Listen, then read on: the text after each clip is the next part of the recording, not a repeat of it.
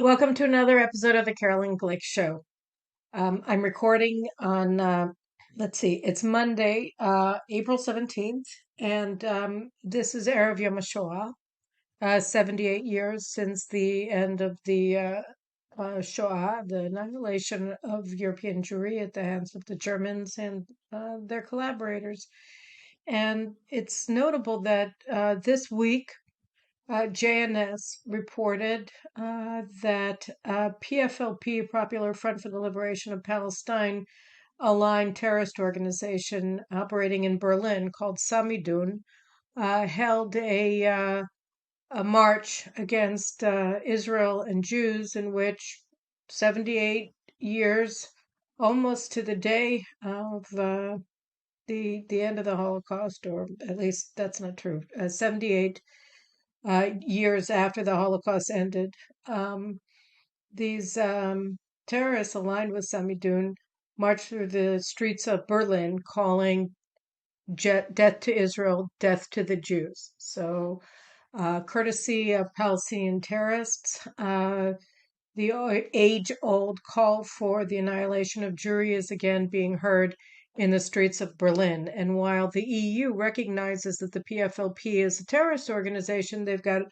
problem doing the same for Samidun, which is a PFLP front organization.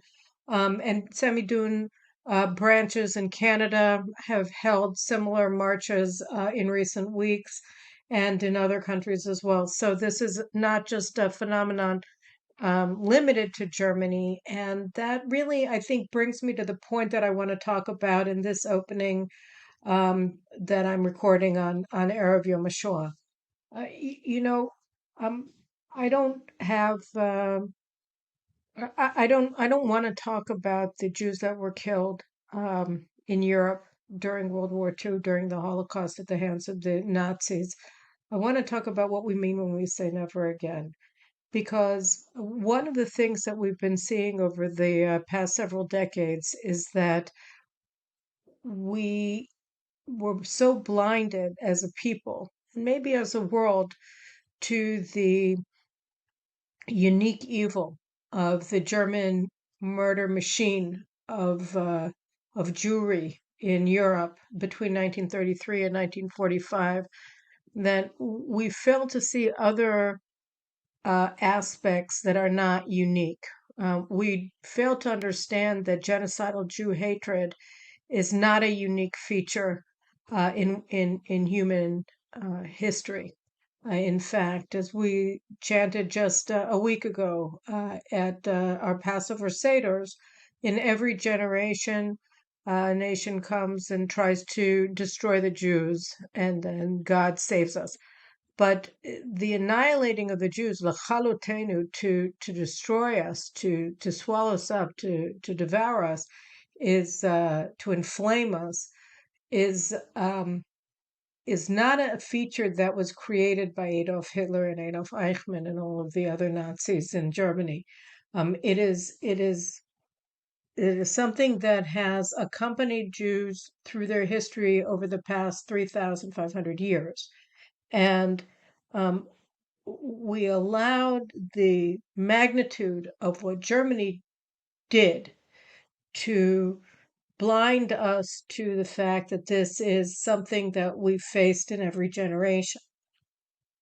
And in recent decades, in the last 50 or so years, we've seen a new incarnation of this evil, of this concept that it's legitimate to annihilate the Jews. And that legitimization has come in the form of the Palestinian narrative against Israel.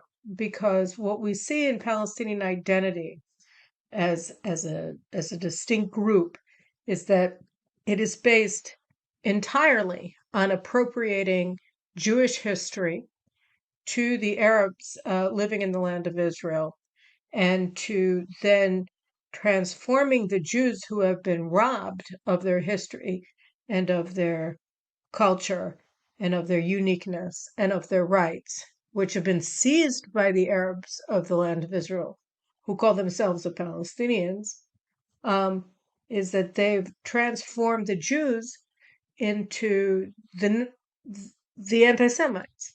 That is, the new Jews are the Palestinians who have seized Jewish identity for themselves, Jewish history, our ties to the land of Israel, our rights to the land of Israel, our history in the land of Israel, and our history as a nation. They've attributed it to themselves. They've transformed us into colonialist interlopers and the villains of our own history, the villains of our own story. And by doing so, they have legitimized the cause of Israel's annihilation. So that whether it's in the streets of Berlin or on the campuses of the major universities in the United States, where death to the Jews is called. I mean, we saw people calling for the annihilation of Israel marching through the streets of University of Michigan campus or the quads of University of Michigan campus. I think it was during the High Holy days earlier this year. So we're seeing this phenomenon repeated throughout the Western world, where because of the acceptance of Palestinian appropriation of Jewish identity, we see a legitimization of the cause of the annihilation of the Jewish state and the erasure from polite society, the vanishing from polite society of Jews who are identified or identify with the state of Israel, the Jewish state. And no, this doesn't involve jackboots. This doesn't involve cattle cars and Auschwitz. This is not a reenactment of what we saw 80 years ago in Europe, but this is a new iteration of the age-old tale of anti-Semitism being characterized by a desire, a willingness to accept the legitimacy of the annihilation of Jews, the annihilation of the Jewish people, the banishing from the public square of Jews as Jews, and the permission, the granting of permission for Jews to enter polite society, but not as Zionists, not as religious Jews, not as easily identifiable Jews any longer. And we have blinded ourselves to the implication of this. The left in Israel has embraced this narrative of what lesson we're supposed to learn from the Holocaust that basically says that anybody can be a Nazi, including us. And in fact, Yair Lapid, opposition leader Yair Lapid, said in his remarks at Erev Yom HaShoah ceremony this evening, that the lesson that we take from the Holocaust is that we have to be moral in order. In other words, what he's saying, the head of the opposition in the Knesset is saying that our lesson from the Holocaust is that we're not allowed to be Nazis. But that, of course, is obscene. I mean, there's nothing in Jewish history, there's nothing in the behavior of Israel, there's nothing in the behavior of Jews anywhere that would ever lend anybody a basis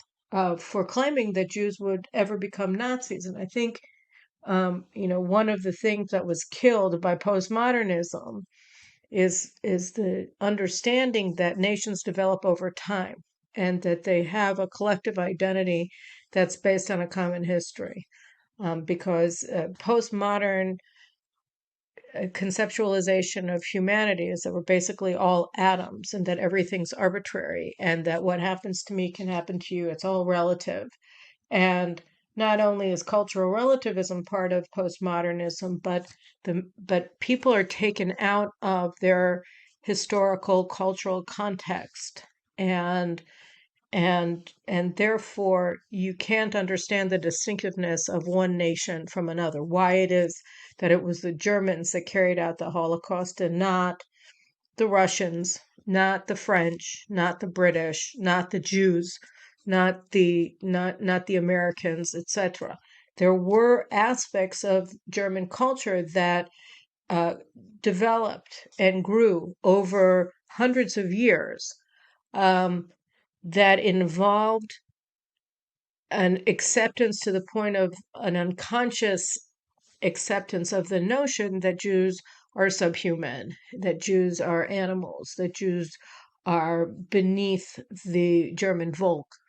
And then you add to that the scientific advancement of German society, and other aspects of German national character as it developed over hundreds of years of German history.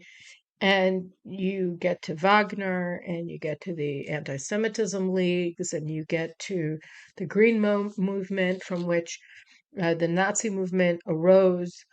Um, and you see that while the Nazis started out as a minority of Germans, and even in 1932, they got less votes apparently than they got in the previous elections. Um, their development was not alien to German society. To the contrary, it was organic to German society.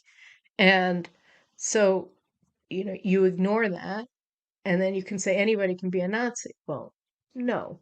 Now, can anybody be evil? Sure, anybody can be evil. But the idea that the main lesson that Jews have to take from the Holocaust is that we can't be evil is reducing us to nothing, is ignoring then how Jewish culture, tradition, heritage has grown up not over hundreds of years, but over thousands of years.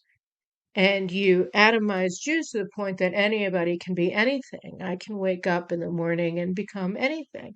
And obviously, you can connect this to all kinds of progressive conceptualizations of human agency or lack thereof, depending on whether you have agency to be transgender or you have agency to reject transgenderism. Well, no, you can do the former, but you can't do the latter, of course. But that's neither here nor there. But I mean, the idea that Lapid is putting forward is taking away everything that we are, all of the heritage that we've inherited from our parents and our grandparents, and we transfer to our children and to our posterity, and reducing us to just bare bones nothings that can be swayed in any direction.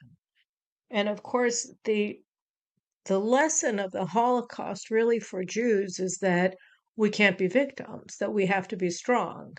And the difference between where we are today in 2023 and where we were at the ghetto in Warsaw, and the Warsaw Ghetto Uprising 80 years ago in 1943, is that they had the fighting spirit and they had the willingness to sacrifice their lives for their people.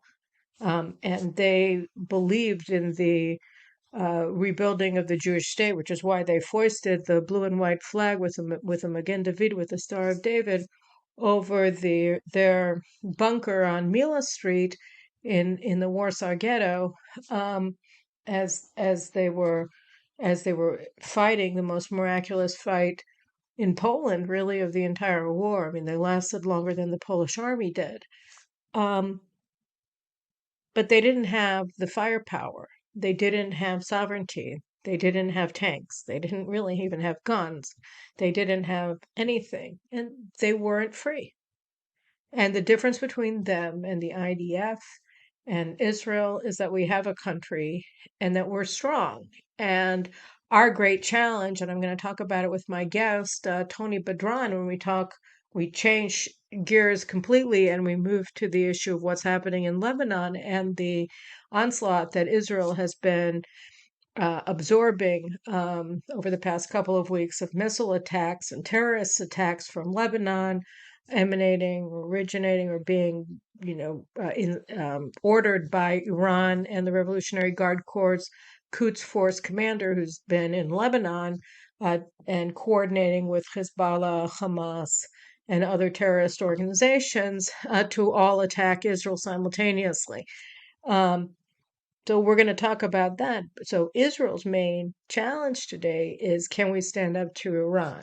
And are we really going to do something to prevent Iran from becoming a nuclear armed regional hegemon or not? And that's the great test that we face today. But the concept that the Jews could be in a situation where we would have this kind of great test facing us, where we would have to ask the question, are we powerful enough to take the action that we need to take in order to secure our place in the region and our continued existence here, is something that the men and women fighting in the Warsaw Ghetto 80 years ago could never even dreamed of achieving in their lifetimes.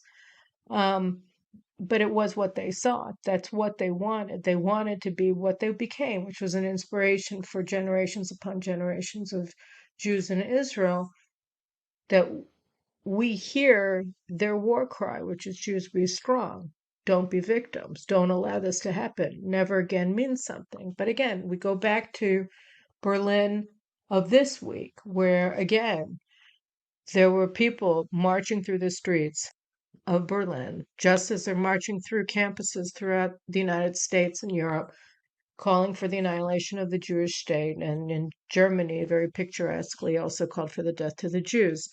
And the confusion of the Jews, the left in Israel, and the liberal Jewish establishment in the United States, that simply doesn't recognize that the Palestinian narrative, which they want to accept because they want to believe that peace is possible between Israel and a national movement that defines itself by negating Israel's right to exist, is possible.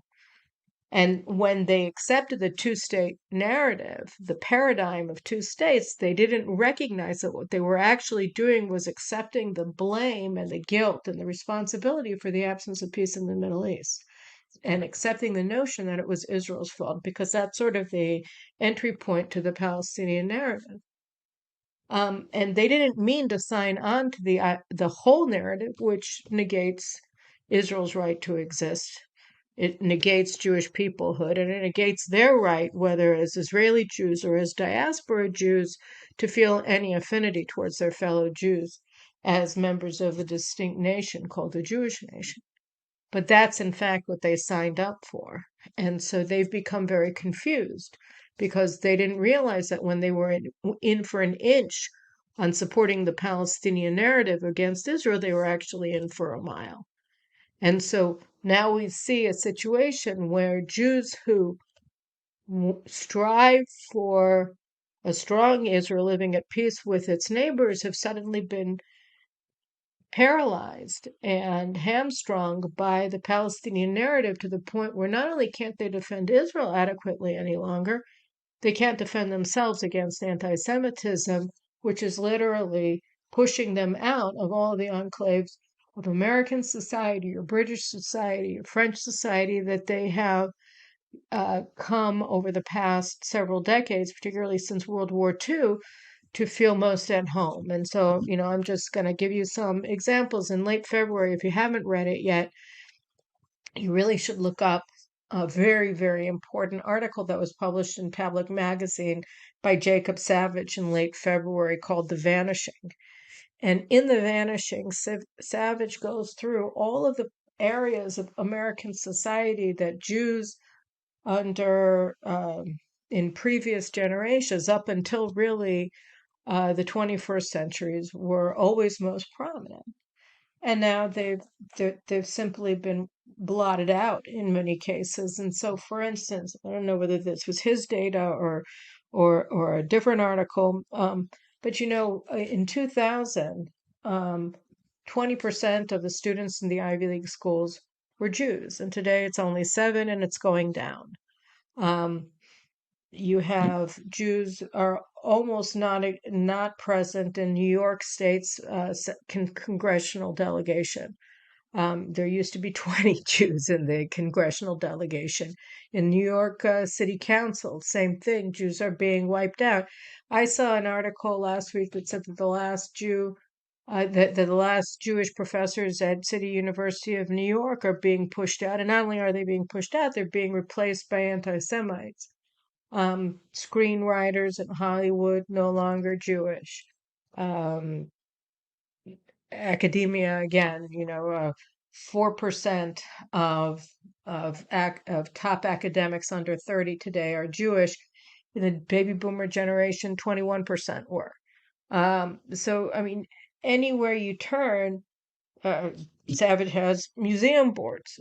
Apparently, Jews used to make up a very large percentage of members of museum boards. Now they're all being pushed out, and they're being pushed out in a wave of anti-Semitism. You saw this at the Whitney Museum, for instance. A member of the board of trustees was pushed out because his company sells, I don't know, dual use equipment or military equipment, not quite sure, who cares, to Israel.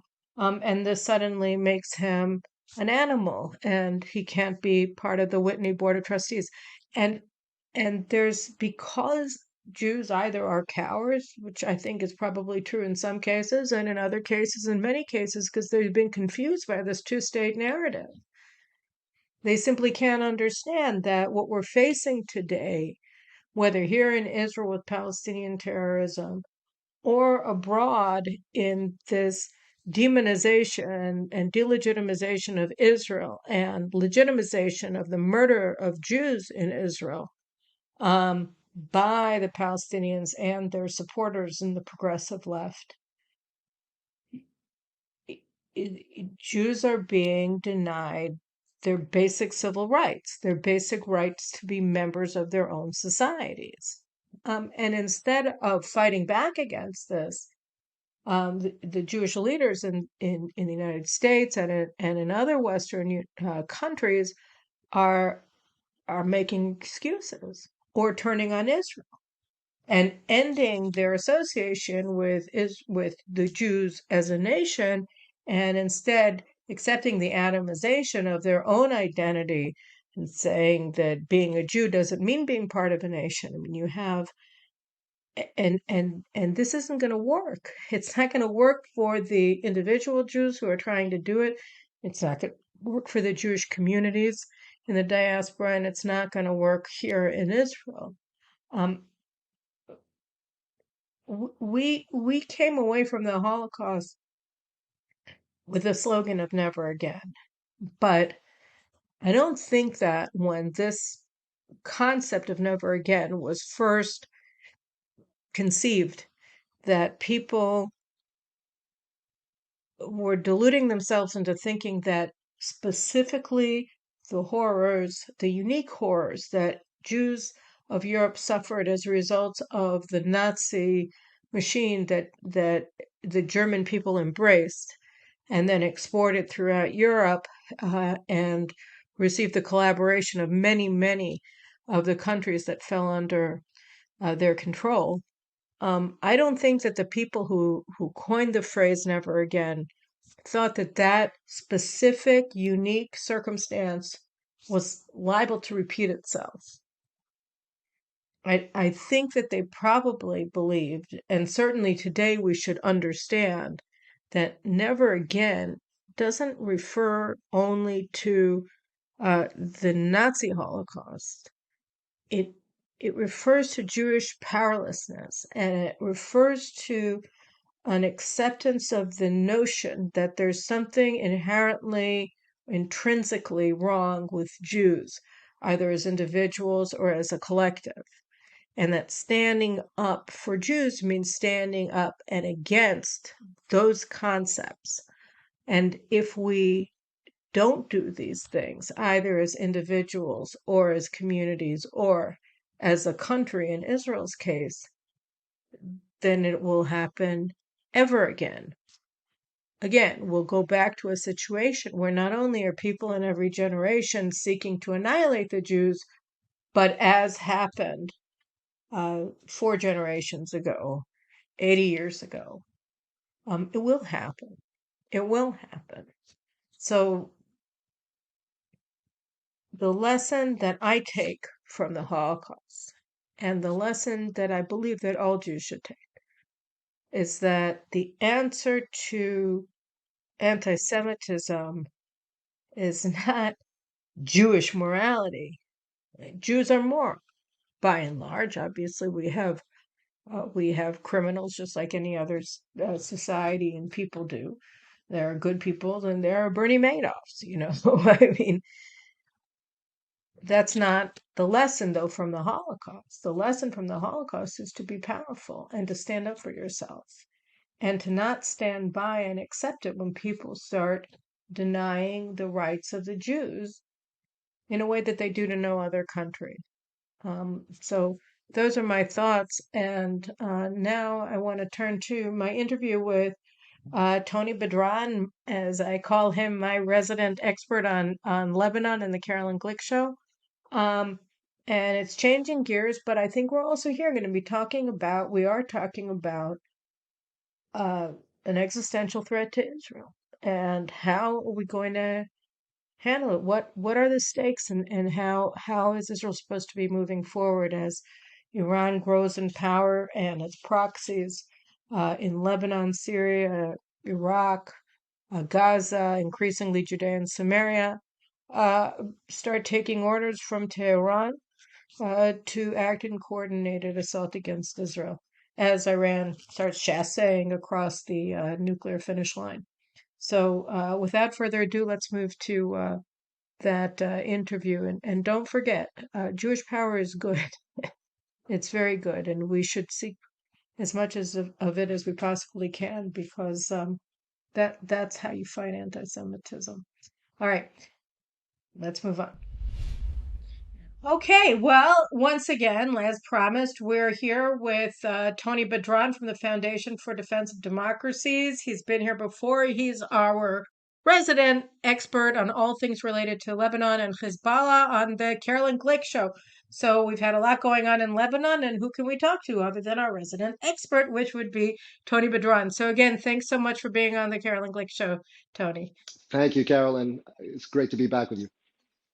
All right. Well, listen, so we've, I want to just kind of frame this for a second to try to understand how we're supposed to look at the attacks from Hamas, Hezbollah's statements by Hassan Nasrallah, Hezbollah leader, and a lot of other things that we'll talk about in a second. But I'm wondering if you would agree that one of the things that's really made the situation as incendiary as it seems to be, that we're facing a multi-front war being waged by Iran through its various proxies, is the statement by President Joe Biden 2 weeks ago, where he effectively said that the Prime Minister of Israel, Benjamin Netanyahu, is persona non grata in Washington. I mean, how do you?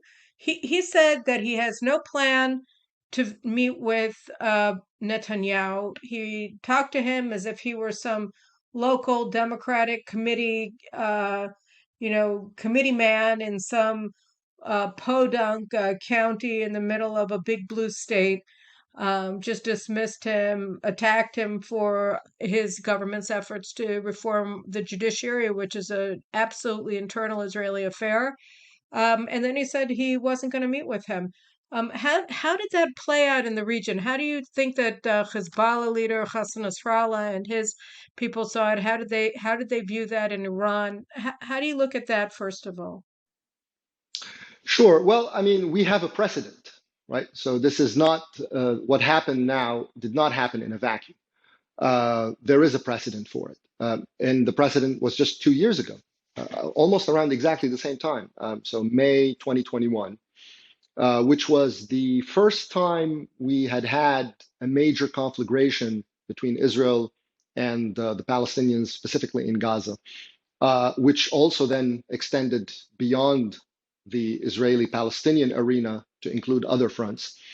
And we had a framing for that war. And the framing for that war was not the gibberish that was printed in the media about, remember back then it was the Sheikh Jarrah incident and the evictions and all of that. And everyone said, well, this is something that has led to a pan-Palestinian uprising because the, Palestinian honor could not tolerate these things and so on and so forth. Well, that's We're just talking about nonsense. the violence or the conditions that preceded Hamas's missile assault on Right. Israel and the Israeli Arab attack on Israeli Jews in Correct. what became known as Guardian of the Walls.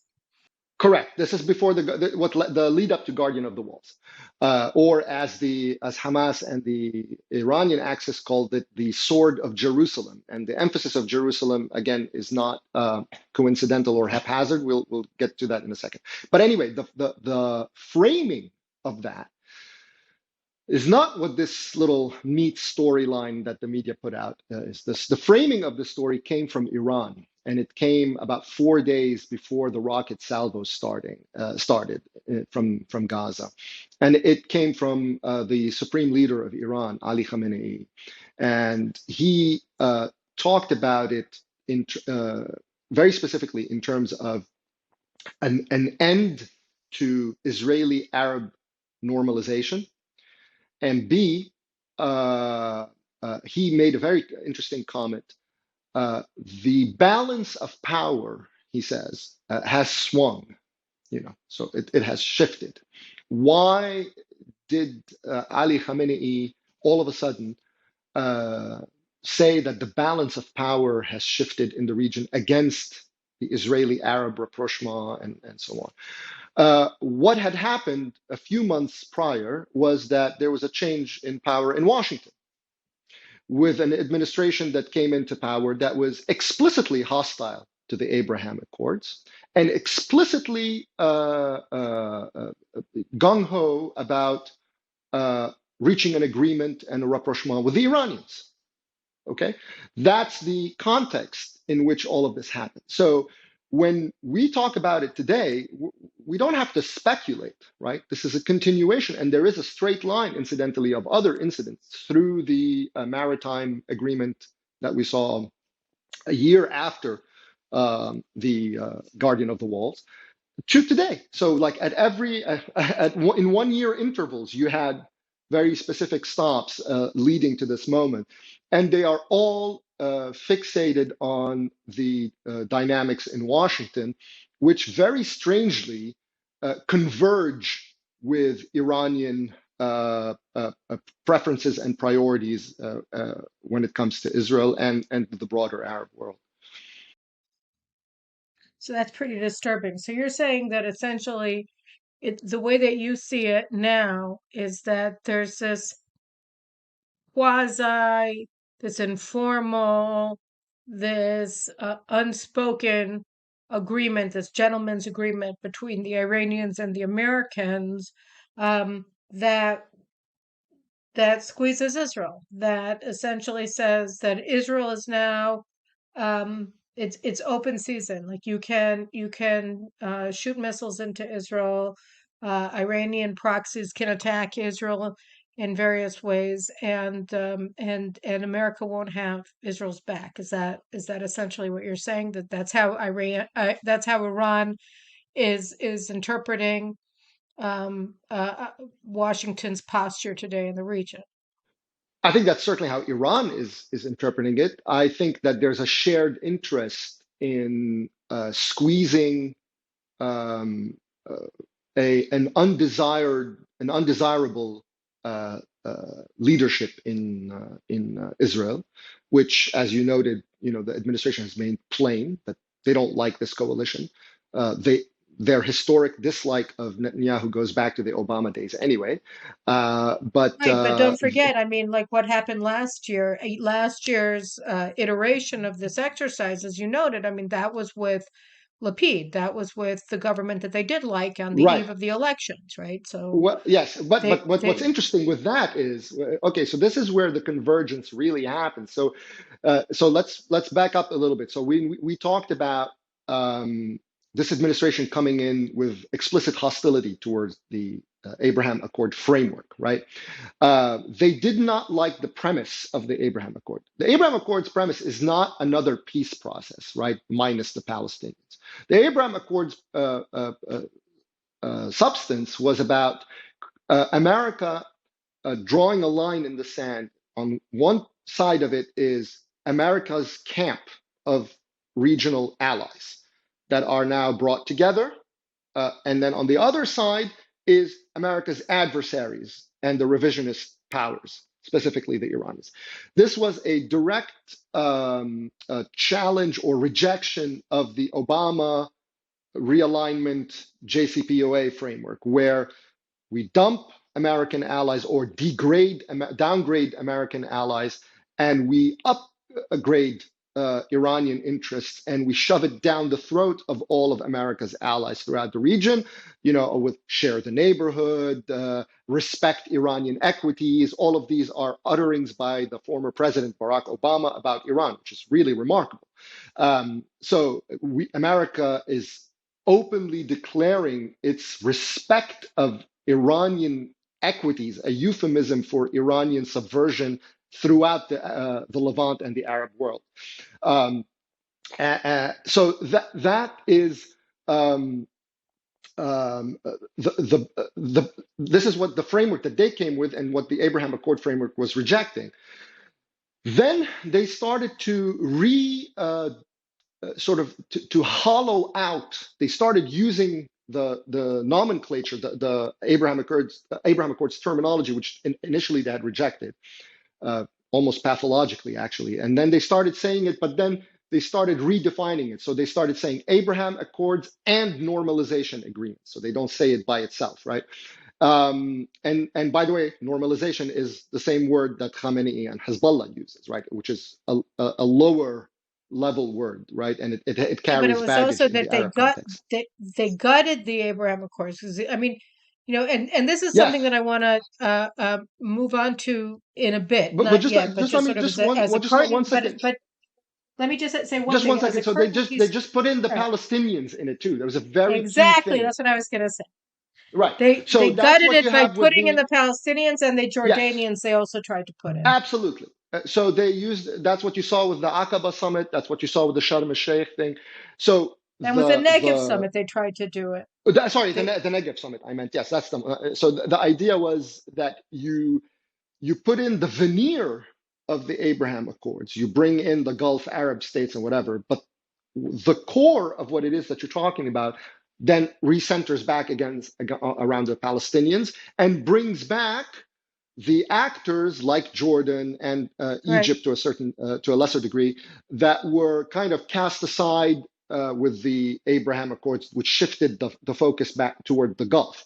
So Right. So wait, let me so just then give the yes, curtain raiser. Let me just give the teaser that I want to talk about after we finish this one discussion, which is that, of course, the Abraham Accords were a U.S. takeover of an already existing alliance or working relationship that Israel had forged with the Saudis and the UAE during the Obama years to protect themselves from the Obama administration's turn against them and towards Tehran. So that the question was always whether, America was a Johnny come lately in this relationship that really began, I would say, with the overthrow of the Morsi regime, and then they came in, took it over, and the question is whether these relationships can be maintained now that the United States is turning away. But before we get to that, I just want to go back for a second to what's happening now in Lebanon. So we have the situation where you had an American and Iranian wink wink nod nod kind of thing about where America stands vis-a-vis Israel, that then that empowers Iran against Israel. So then what we saw, I think, was it 2 weeks ago already, we had Kahani,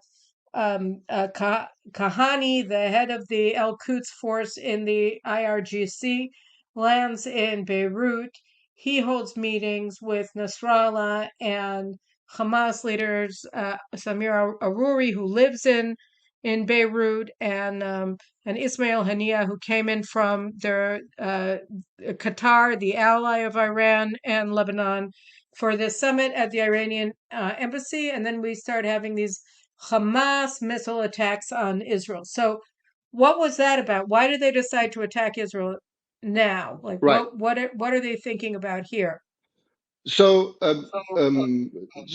let's also just finish the thought about, because you started with the what happened with the maritime as an interval between those Oh, two I totally things, and forgot. Gee, look what a yeah, terrible. I'm no, sorry, guys. I'm a terrible moderator. Too much stuff no, it's going on here. So we'll go back to the So maritime, and then we'll go to the side.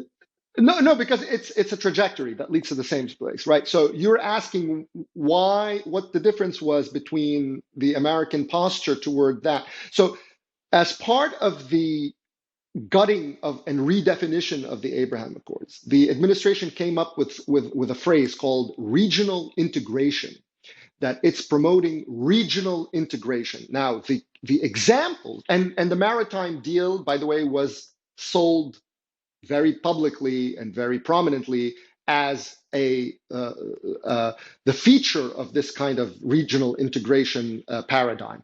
And what are the other examples? The other examples they gave all involved Iranian satrapies, Yemen and Iraq.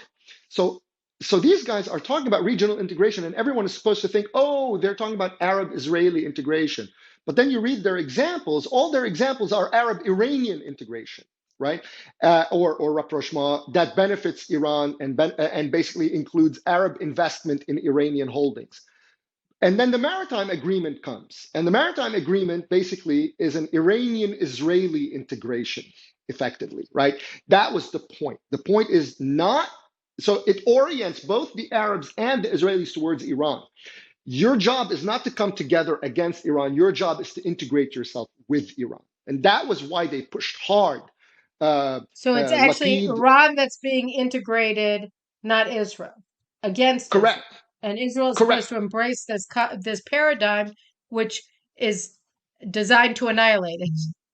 That's why they amplified Hezbollah's missile and drone threat against the Karish platform in Israel in the summer, right after, which came not coincidentally, the day after the rotation happened in the prime ministership and Lapid takes over.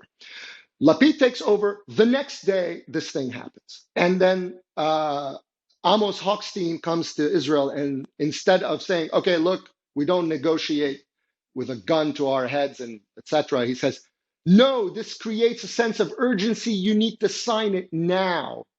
And the president wants it done within 2 months at the latest, because that's also the timetable that Hezbollah set, that if Karish goes online, all bets are off, and so on and so forth. So America took Hezbollah's threat and amplified it to get an outgoing minority caretaker government in the last 3 months, 4 months of its tenure to sign a deal with an Iranian equity to the benefit of an Iranian equity, right? So you're asking about the perception in Iran vis-a-vis Washington. That was the second interval.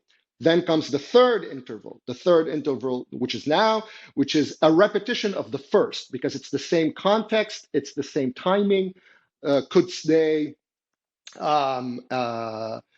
Jerusalem-focused stuff, Ramadan-focused stuff. So the timing works well. So they went back to the same exact method, which is to use, because Hezbollah and Israel have since effectively 2013. Let's draw it at that. So a good decade. It's a nice and neat timeline.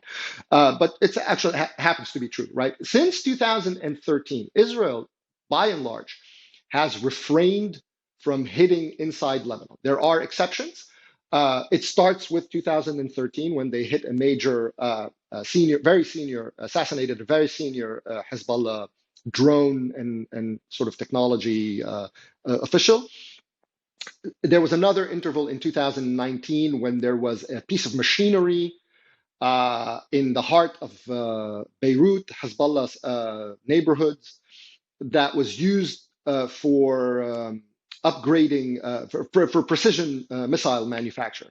Okay, and they hit it with a drone, and it was a very calculated and very careful operation, precisely because they did not want major strikes to upset.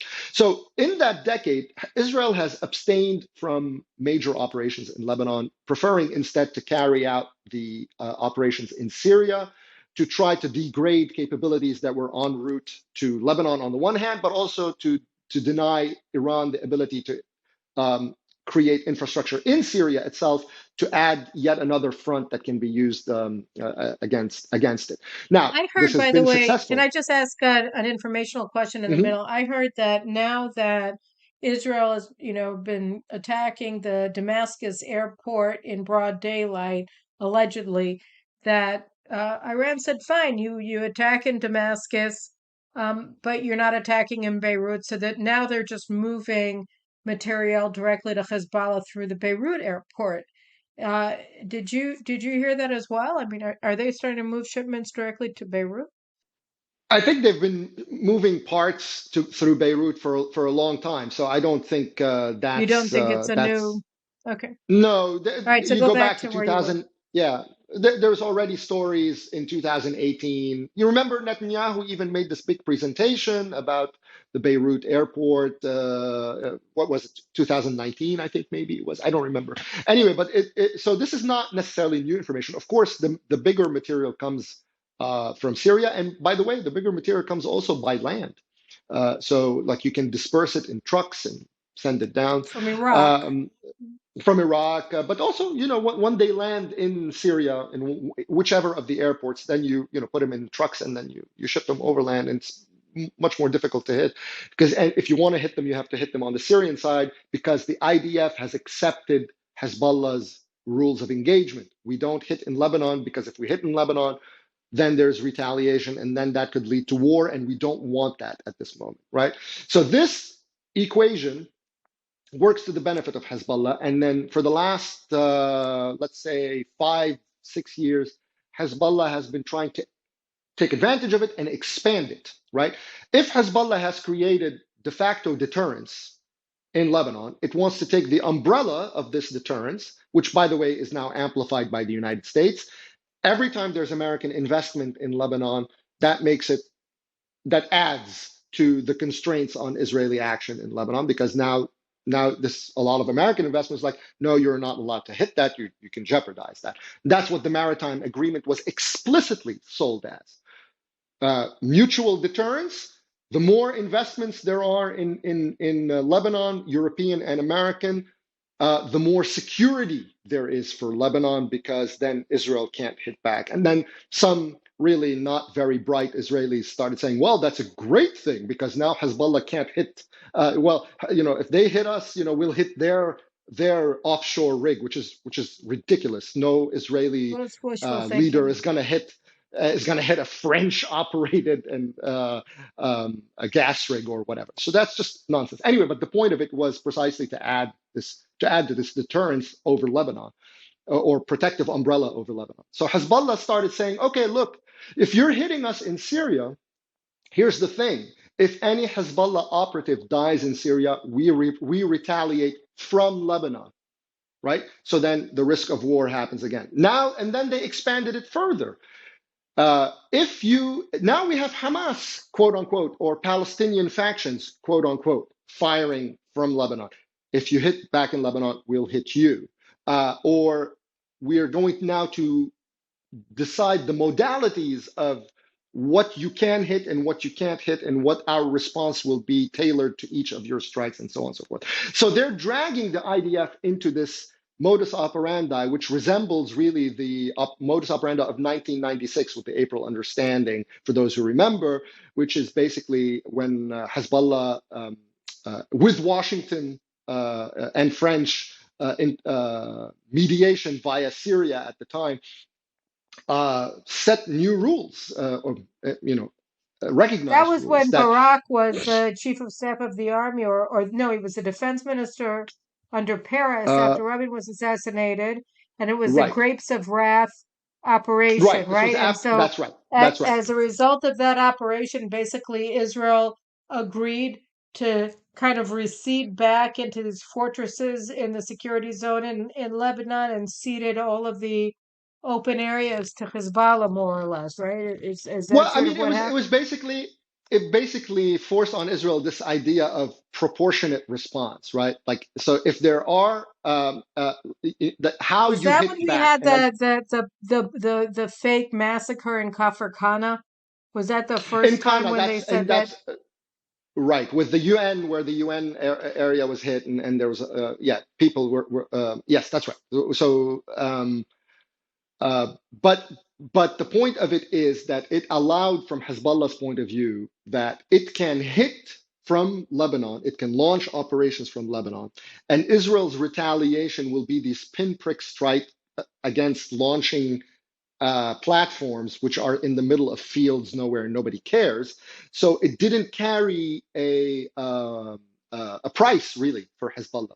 Unlike what ended up happening, let's say in 2006, regardless of what one thinks of that war and how it was botched or not, the scale of the retaliation and the destruction that was visited on Hezbollah and Lebanon generally, more generally, was a qualitative leap from what has happened in '96. So obviously, Hezbollah's interest is to retain its maneuverability the way it did in '96 without having to pay the price. So now the IDF, with this new Hamas and Palestinian faction stuff operating in Lebanon, the IDF is basically conceding a little bit of that to Hezbollah.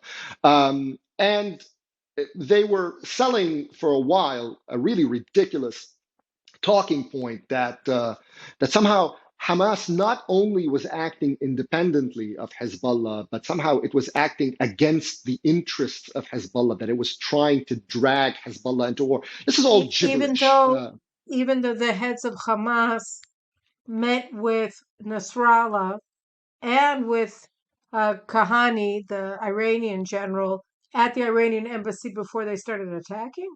Yes, I mean, incidentally, that was this meeting with Ghani and Hezbollah and the Palestinian factions. That's not new. That happened. The exact same thing happened in 21. Exactly, the exact same thing. That's why I said it's a repeat of that. In fact, they were boasting at the time about a joint operations room because they wanted the idea that this is under our aegis and that this is Iranian Hezbollah orientation towards the Palestinians as a paradigm against the normalization agreement, using their language. Nasrallah used it at the time in 21. Khamenei set the tone for it. And all the Palestinian leaders who announced it from Tehran. Right? You can see a lot of these guys, like Mohammed al-Daif, for instance, the Hamas military leader. He was in Tehran when he announced all of these, thanking the Iranians for the capabilities that were given to Gaza and so on. So they want that to be known. They want it to be announced, right? And they are, and then they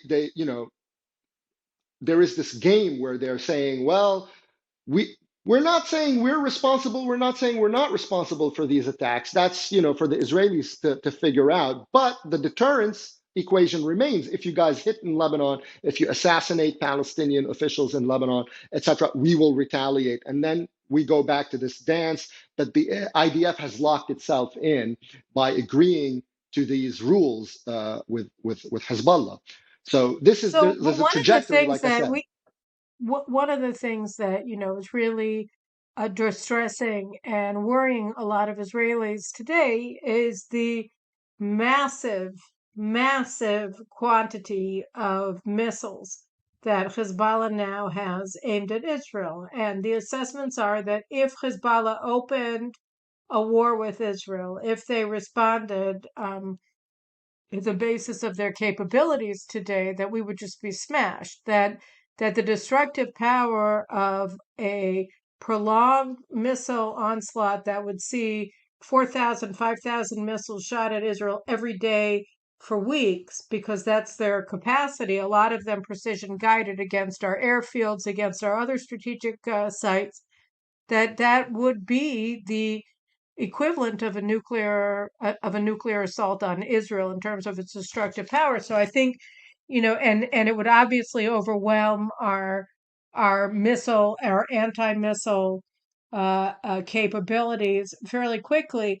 When you add to that the depletion of American weapon stores, whether it's artillery shells or Hellfire missiles, whether it's Iron Dome missiles, which we don't have automatic resupply anyway, as we saw with Congress's refusal to expand the replenishment of our missiles after Guardian of the Walls. I think we just had another 14 anti-Israel Democrats sign a letter to Biden saying over the weekend, I saw a report saying, we want you to stop giving military assistance to Israel. So when you put that in as well, um, there's a lot of Israel is to turn because they have developed a capability that Israel doesn't have an easy answer to, unless, of course, we throw away the rule book that we acceded to in 1996 in terms of proportionate response and actually use our comparative advantage as a conventional military power against Lebanon in a profound way. And I don't see any willingness among members of the general staff to do that. So, but I mean, I'm just speculating, but there's certainly a lot of talk about that in Israel that we never put together a comprehensive or credible response to the missile threat from Hezbollah, and that's why they continue to pretend that they don't know what's happening. Right. So there are two things, right? So there is two schools of thought, right? So there is an argument to be made that look, we'd rather focus on building up the capabilities to hit the Iranians, and then we will deal, if there's a response from Lebanon, we will deal with that afterwards. But we don't want to spend our capabilities first on a very destructive war, which could diminish our ability to take action against. So that assumes, of course, that there's action that's forthcoming on the Iranians. So that's a line of thought, and it's a legitimate. So I'm not here to to pass judgment over it, but you have to kind of lay out the pros and cons of the policy. And so the policy, there was a temptation with the success of the precision strikes in Syria, the cost-free precision strikes in Syria over the last decade. We That lost one F-16. We lost one. right, right. So over a decade, right, and that's only after the Russian intervention and so on. So this is. But in terms of it leading to a conflagration, let's say with Hezbollah, or with any other Iranian asset, it's been very cost effective in that sense. The problem with it is that, of course, it leads to a false sense of, or as like an alternative, that somehow we're doing this and therefore we are actually successful in Lebanon. It's not clear that that's the case because very obviously they are building capabilities and they are upgrading their missiles. Obviously, the number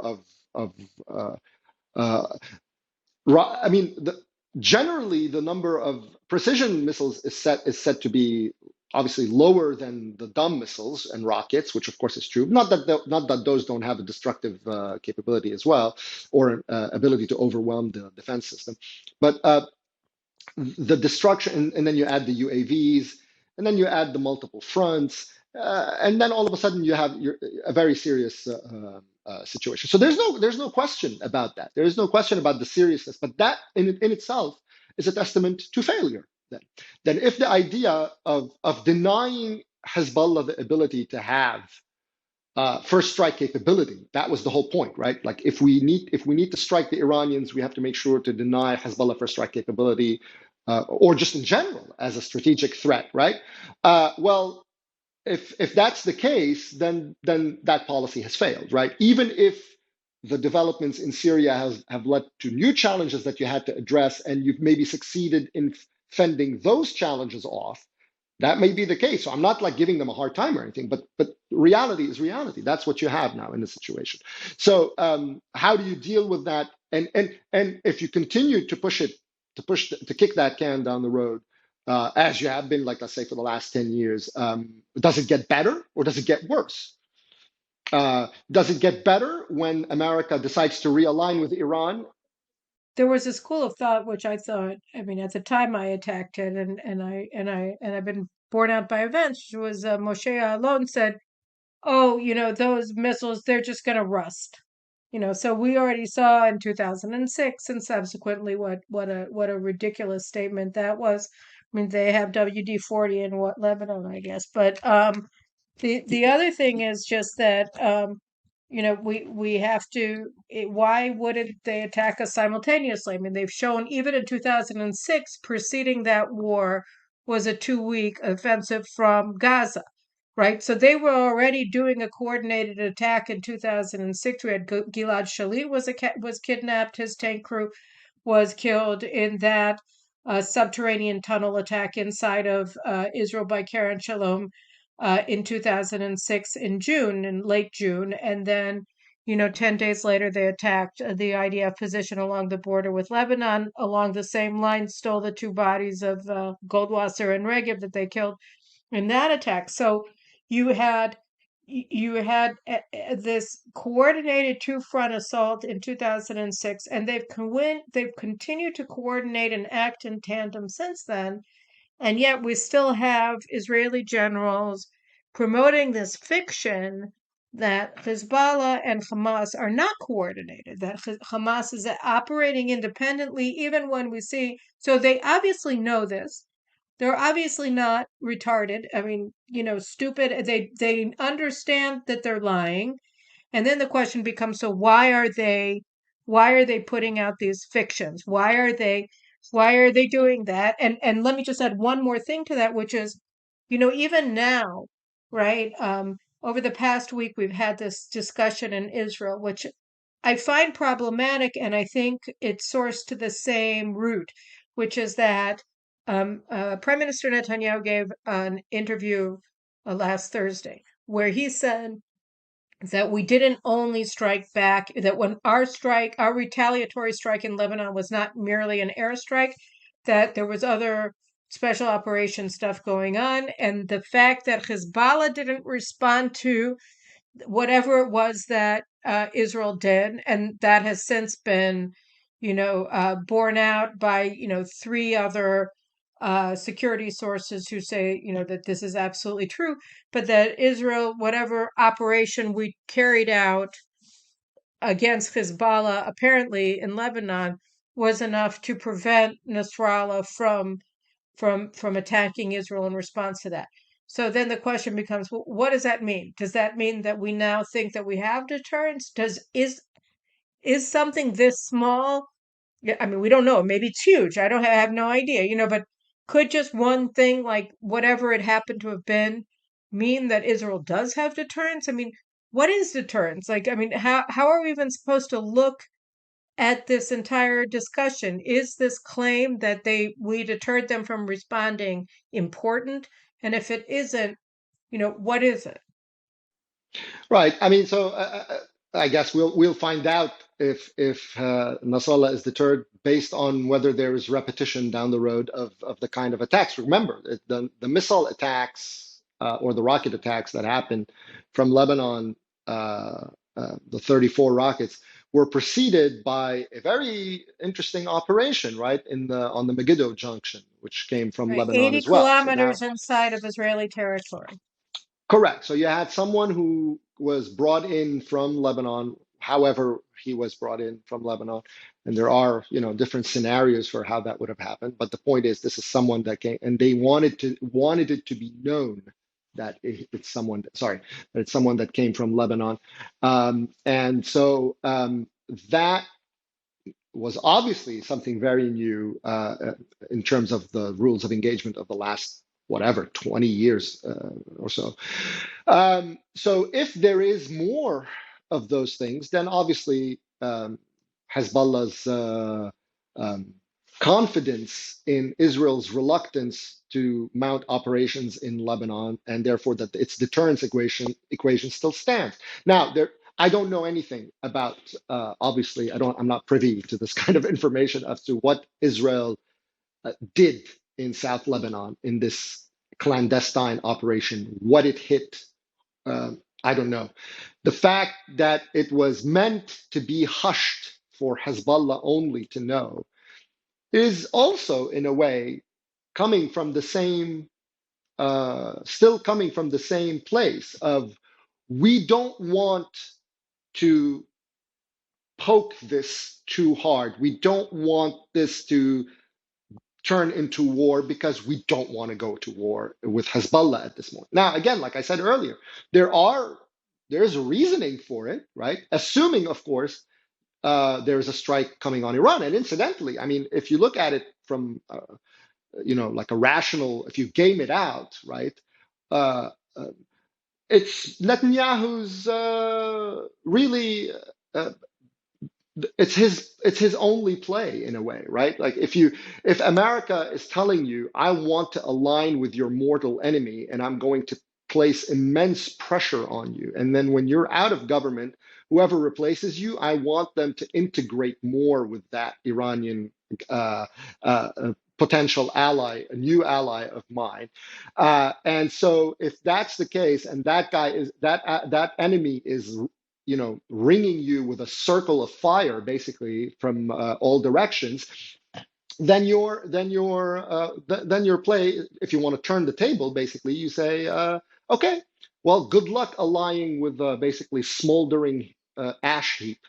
So that would be a logical play for him. I don't know if he's capable of it. I don't know if it's forthcoming. There's a lot of people who are talking about it. A lot of people have been talking about it. I have no idea of saying it. So of saying one way or another. But the point is, if we're still playing with this tit for tat game, then I don't think necessarily that the deterrence with Hezbollah is going to be what they think it is. They'll just calibrate. It just becomes a recalibration of, well, okay, so we can't push this far. We can maybe pull back and continue to poke from here, continue to poke from there, and we'll see what they're because that's what's really what the post May 21 rockets from Lebanon that were all billed as Hamas. There is no such thing as Hamas infrastructure. Whatever there is exists as a function of the IRGC and Hezbollah. And it exists in as much as they want to operationalize it. It doesn't exist on its own. Like this idea, well, they might be getting precision missiles. To do what with? They're going to fire precision missiles on their own.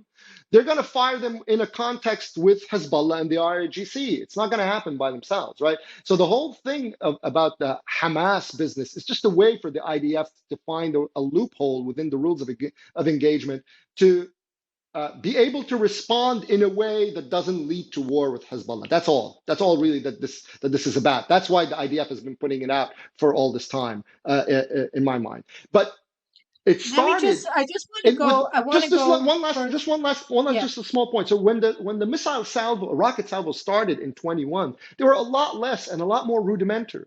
2 years later, you have 34 of them. Okay, and they didn't miss as much as they did last time, right? So that's what I meant. Like you calibrate. Like, okay, so they tested it in 21. They saw what the IDF response was. Like, okay, this works. Now let's up it up a little bit. Now, if there's a hit, like Netanyahu says, it doesn't necessarily mean that it ends. It just means that you recalibrate it in a different way. Perhaps. Anyway, it all remains to be seen. I don't know anything about what actually was hit, and let alone how Hezbollah will respond to it. So that really brings me back to where I said I wanted to go before, which I sort of gave the curtain raiser for, which was the Abraham Accords and how we're supposed to look. I mean, I don't even see the Abraham Accords in and of themselves as that interesting in the sense of, oh, these four peace deals that we got with these four secrete countries. Because really, I mean, what it to me symbolized more was the United States coming in and essentially taking over this working partnership that, I mean, it's less than an alliance, obviously, but call it whatever you want. It's also more important and or more credible than some alliances that are formal. At any rate, that you had cooperation, operational cooperation based on shared interests between Israel, Saudi Arabia, Egypt under Sisi, and the UAE under MBZ, and Bahrain, which has been fighting Iran for some time. And then, Morocco came in because they had the Polisario in the Western Sahara, and Sudan, whether they remain in, whether they're going into another civil war, we don't know, but they also had their interest in coming into this, and Indonesia was on the side. So, I mean, like, there are all these different groups, and now we see Israel acting regionally, or trying to, and sort of being rebuffed. Like you see Saudi Arabia pushing away from Israel, agreeing to a Chinese mediated um, non I don't know non-aggression pact with Iran. I don't know if this is like the Molotov-Ribbentrop Pact or whether it's just a hudna, and trying to figure out what to do about that because they don't have America around to protect them anymore, and how to look at that. On the other hand, you also have Israel strengthening its cooperation with Azerbaijan. The foreign minister is going to visit Azerbaijan this week. I had Michael Duran on this show, your writing partner, a couple of weeks ago, talking about the strategic importance of Israel-Azerbaijani ties and alignment and what that does for Israeli-Turkey ties, although Turkey's been very, very hostile towards Israel in this proclamations by Erdogan over recent weeks. But basically, after I've thrown in all of these details together, the specific question is it now that we're seeing again the United States sort of going back to where they were under Obama in terms of turning their back on degrading, humiliating their allies in an effort to realign towards Iran. Um, whether Israel is going to be able to renew the alliances that to their operational capacity pre-Trump, or whether there's too much water under the bridge, whether Iran its nuclear capabilities are too advanced, or whatever. I mean, how do you see the potential for continued operational cooperation between Israel and regional players in this new sort of evolved to an even worse situation in Obama's third term under Biden? Yeah, so I mean, the common denominator to all of this is Washington, right? That's the glue that holds all of this together. I agree that the Abraham Accords, in and of themselves, aren't uh, the story. The story is that the United States is, um, like I said, defining regional camps, defining its strategic posture in the region. That we are here, we lead this camp with, regardless of the tensions or friendships that they have among each other. But that's clearly defined, and that's ours. And then on the other side, there's something else, and that's enemies, and these are friends. That's the bottom line of all of it, right? Um, they That's the common denominator with what's happening with Saudi Arabia today and China, right? The point of the Saudi, as you called it, I think it's actually not a bad descriptor, right? Like the non-aggression pact with Iran. Not that, incidentally, Saudi was aggressing Iran anywhere in the region. That's the biggest myth, right? Like that it was very useful for Obama to use it as a cudgel against the Saudis. That somehow, oh, there's this Sunni Shiite sectarian war, and it's like, and so basically Iran and Saudi are on the same pedestal because they're terrible. The Well, I mean, Saudis it's a are cycle of violence between Palestinian terrorists and correct. Israeli defenders. I mean, it's the exact Right. same So it's like concept, right? so it helped them, but it's not. The Saudis weren't launching proxy wars throughout the region against independent, and meddling in independent states' affairs and so on and so forth. Not even the Yemen war was that. The Yemen war was basically a IRGC ally taking hold on Riyadh's border and on the choke points and maritime choke points and so on. So the point of it all is that they're not. It's not about Iran. It's about Saudi. It's about the U.S. Right. So them reaching out to China is in a way. I used in one of my articles. I said that they're kind of hoping or they're wishing for some sort of a time machine, really, where things can kind of go back to the arrangement that was beneficial to everyone, right? That between Saudi Arabia and the United States, and it was clearly defined, and everyone understood where they stood. Now you have something very different, and the United States is advertising that it doesn't want that old arrangement anymore under Obama leading to today, right? And they need something to create that sense of um, predictability that they were accustomed to in a world gone upside down since Obama came into office. So that, I think, is what they're trying with China, to see, look, if the Chinese can somehow keep the Iranians in this specific context, which is mainly about Yemen more than anything else, where drones and missiles aren't raining down on our cities, then fine. Then okay, great. Then the Chinese are welcome to have it because the Americans have forfeited it. They don't want it. The Americans want something else. So what do you want us to do? That's the Saudi position. That's Of their course, the vantage point. Chinese are very close to Iran. I mean, the Chinese Oh are, yeah, no, that's the same. I'm not even saying that it's a smart or it's going to work or whatever. I'm just saying that that's where these guys are coming from. So no, I get that, the but I'm com just asking because on the other hand, in 2013, when they began turning towards Israel, they weren't turning towards China, right? They were turning towards Israel. Like they were looking at Israel as an ally against the Muslim Brotherhood, against Iran. I don't know, ally is a strong word, but you understand what I mean, a partner, right? In managing these common threats.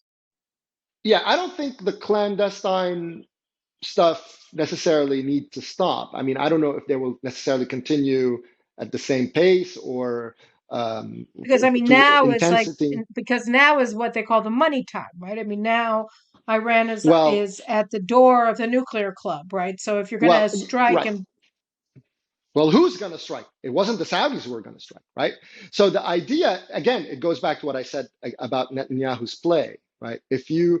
Netanyahu has always sold his role in the Abraham Accords and his conception of it exactly along the lines that you said, that they saw Israeli resolve and Israeli strength as an asset against the Iranians at a time of American uh, uh, deciding that they want to change the rules and moving towards Iran. Okay, but if Israel then is hamstrung on that note, then those guys are going to, by definition, that's what the Gulf and that's what the Arabs in general do, is they're going to duck for cover, right? So what the Saudis did here is kind of in between. It's not yet. It's not, well, we're out. It's like, okay, look, we have this thing. We're going to tap out for a second.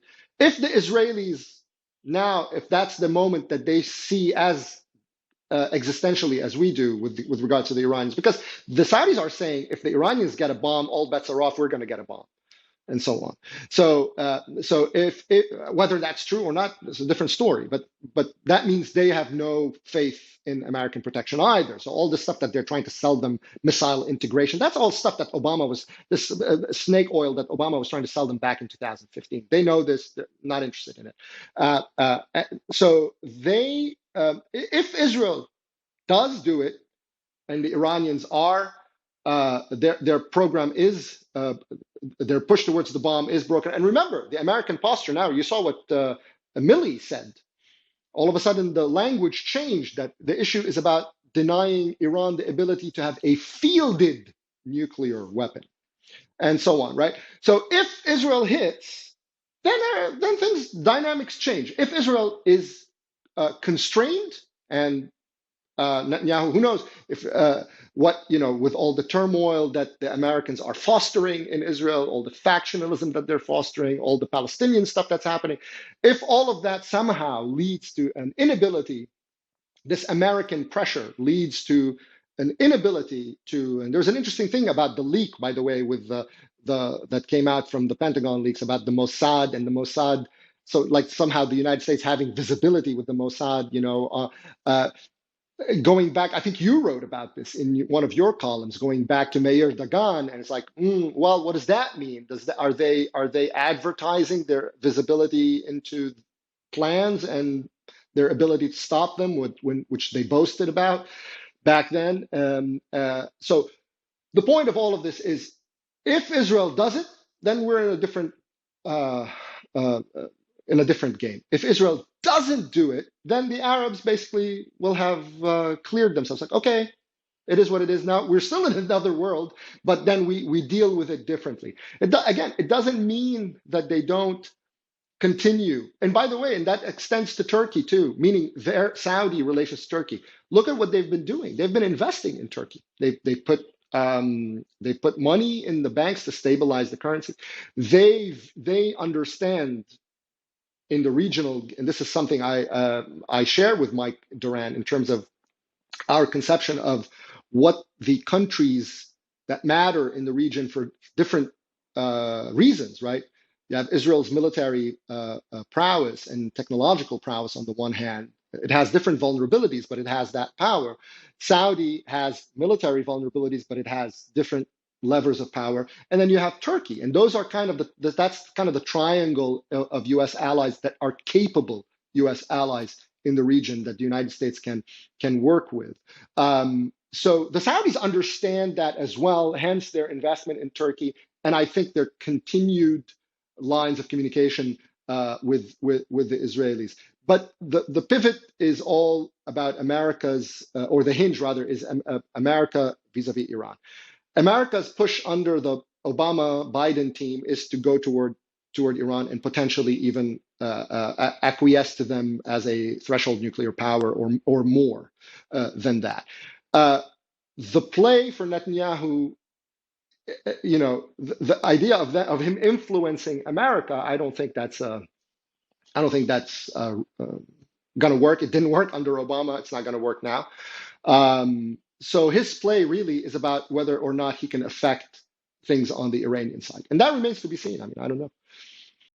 No, we'll have to see. But I think you're right. I think that Israel's play I mean, is to prove that we are an independent actor capable of taking care of business. And obviously, if we're arguing about whether Hamas is independent when it's, self-evidently Iran and Hezbollah dependent, is not going to get us to the place where we need to go.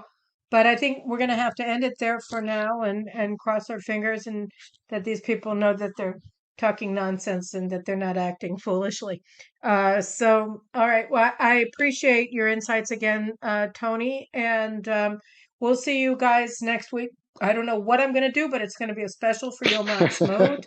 And I'll figure out, I promise. And so we'll see you again next week on the Caroline Glick Show, and hope for quiet and meaningful days ahead. But no more violence, God willing. At least none that we're not fomenting. So, all right, okay. On that happy note, thank you so much, Tony, and thank you guys Thank for you. watching.